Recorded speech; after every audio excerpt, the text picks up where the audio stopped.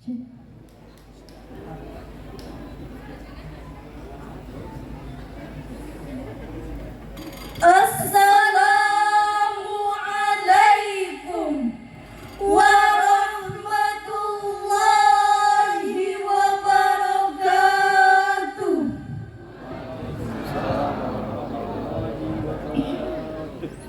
Bismillahirrahmanirrahim.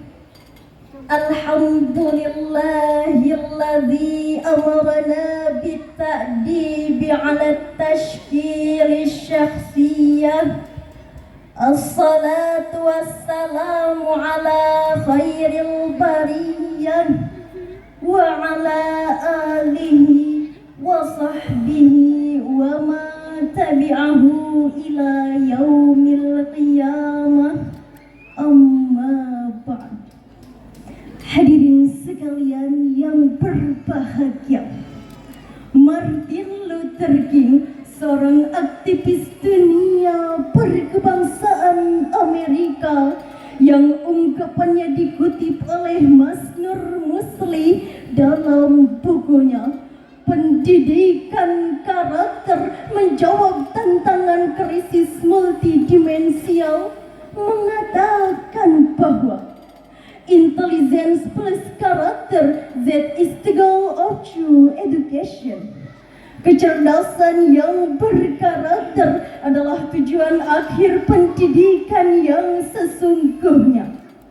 Ungkapan tersebut mengingatkan kita bahwa dalam mewujudkan pendidikan yang sesungguhnya tidak hanya terpaku kepada kecerdasan intelektual, namun mendidik anak-anak menjadi baik dan benar harus menjadi skala prioritas, sebagaimana yang telah dijelaskan dan diamanatkan dalam Undang-Undang Sistem Pendidikan Nasional dalam Pasal 3 Undang-Undang Nomor 20 Tahun 2003 menjelaskan bahwa fungsi pendidikan nasional adalah untuk mengembangkan dan membentuk watak serta peradaban bangsa yang bermartabat agar menjadi manusia yang beriman, bertakwa kepada Tuhan Yang Maha Esa,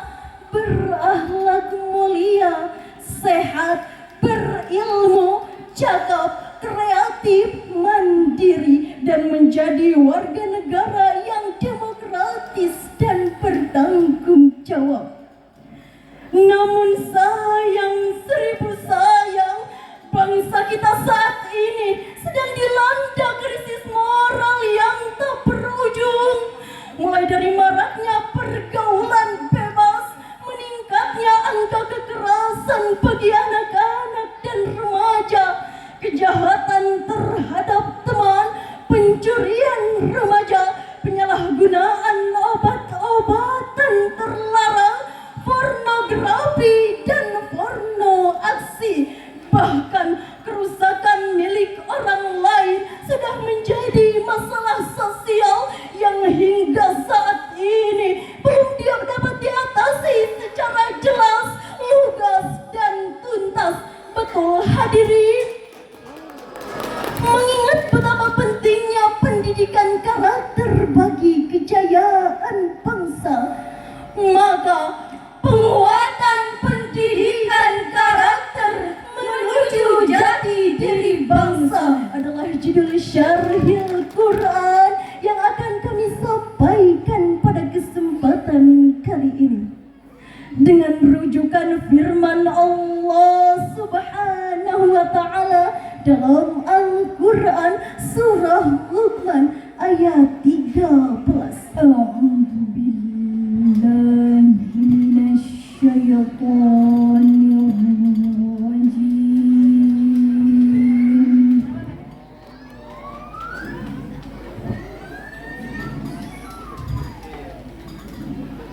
Bismillahirrahmanirrahim.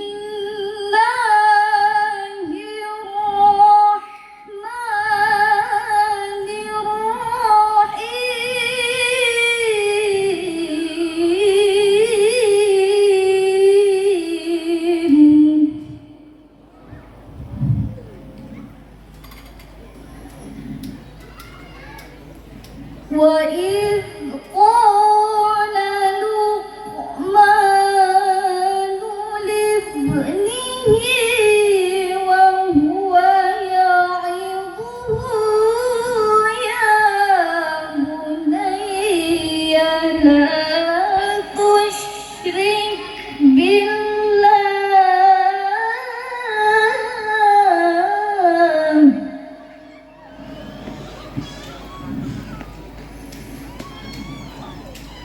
إن الشرك لظلم عظيم.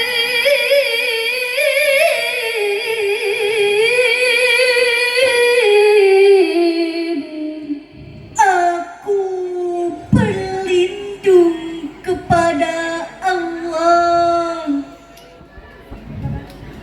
dari godaan setan yang terkutuk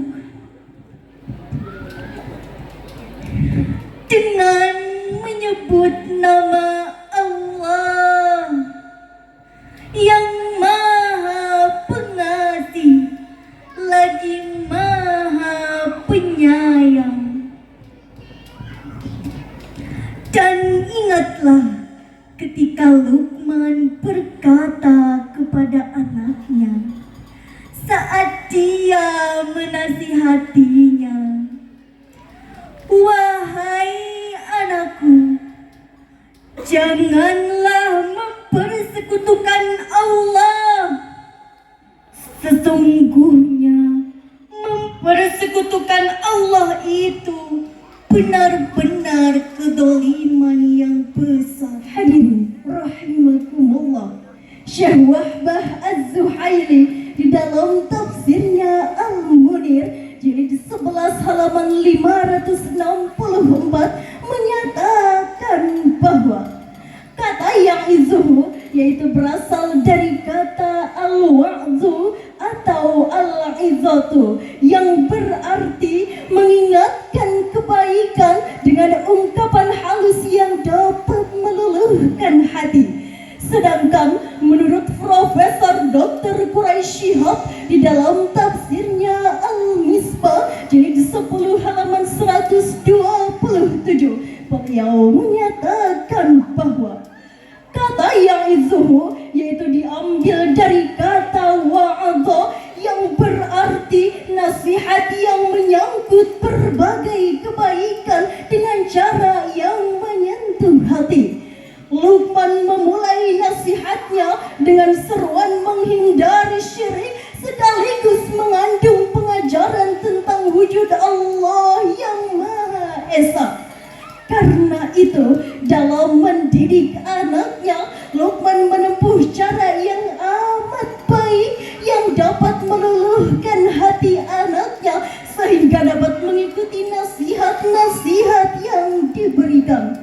Begitupun Syekh Abdurrahman bin Nasir As-Sa'adi, pakar tafsir abad 14 Hijriah, di dalam tafsir As-Sa'adi jilid 7 halaman 341, beliau menyatakan bahwa kata ya'izuhu di dalam ayat tersebut yaitu nasihat yang berisi perintah dan larangan disertai targhib dan tarhib. Luqman memerintahkan kepada anaknya untuk ikhlas bertauhid dan melarangnya untuk berbuat syirik. Dan dia menyebutkan sebabnya seraya berkata, sesungguhnya mempersekutukan adalah benar-benar kezaliman yang sangat besar. Sisi keberadaan syirik sebagai kezaliman yang sangat besar adalah karena sesungguhnya tidak ada yang lebih keji dan lebih buruk daripada orang yang menyamakan makhluk yang tercipta dari tanah dengan Allah pemilik segala perkara, menyamakan manusia yang lemah lagi fakir dari segala sisinya dengan Rabb yang maha sempurna lagi maha kaya dari segala sisinya. Oleh karena itu, orang yang menyembah kepada selain Allah adalah benar-benar telah menzalimi dirinya dengan kezaliman yang sangat besar.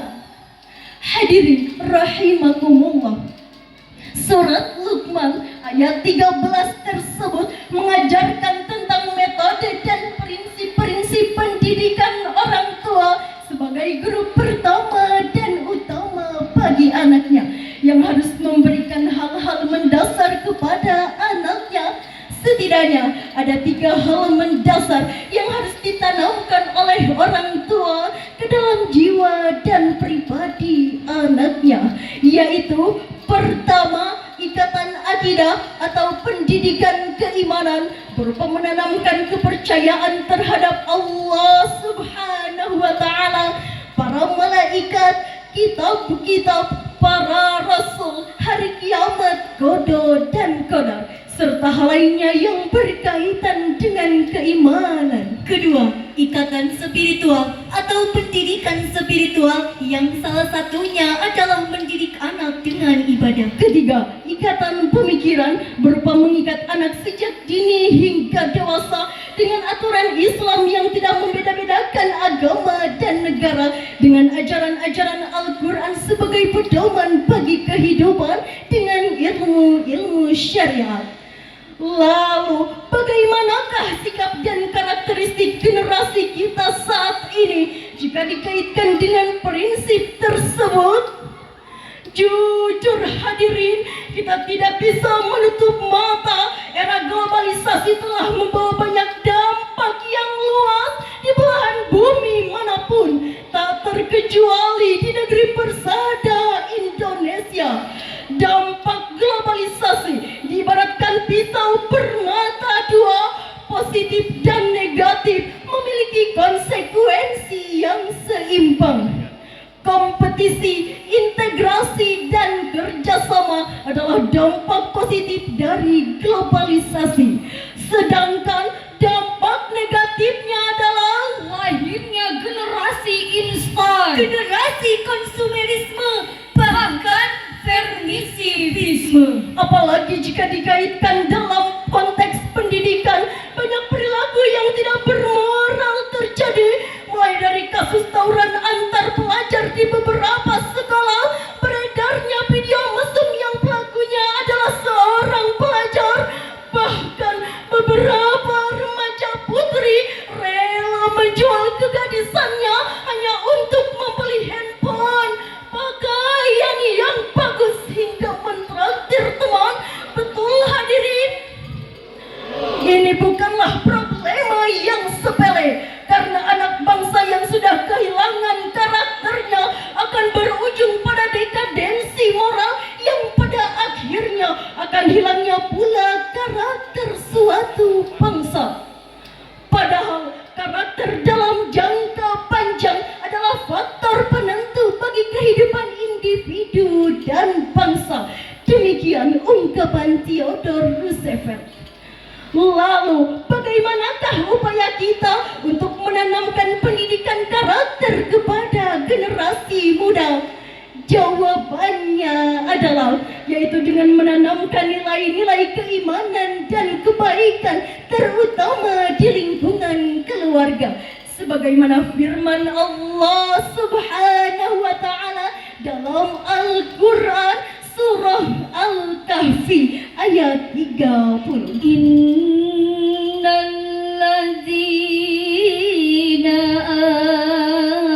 amanu wa amilus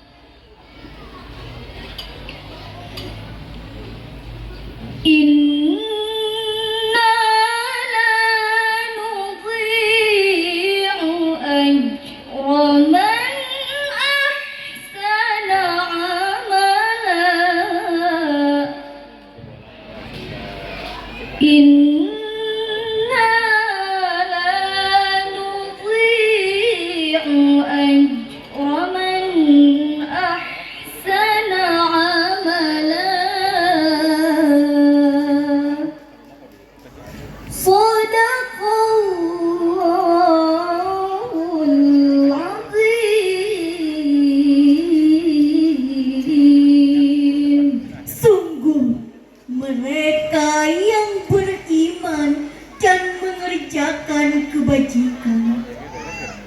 Kami benar-benar tidak akan menyanyi perbuatan baik.